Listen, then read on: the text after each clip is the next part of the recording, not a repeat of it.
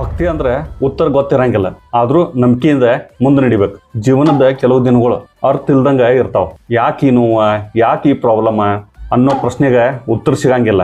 ಆದ್ರ ನಂಬಿಕೆಯಿಂದ ಮುಂದೆ ಹೋಗೋರು ಅದ್ರ ಹಿಂದಿನ ಕಾರಣಗಳನ್ನ ಒಂದಿನ ಗೊತ್ತು ಮಾಡ್ಕೋತಾರ. ಫೇತ್ ಅಂದ್ರೆ ಎಲ್ಲಾ ಸರಿ ಆಗೋಕ ಕಾಯೋದಲ್ಲ, ಸರಿ ಇಲ್ಲಂದ್ರೂ ನಂಬಿಕೆ ಮ್ಯಾಗ ನಿಂದ್ರೋ ಶಕ್ತಿ.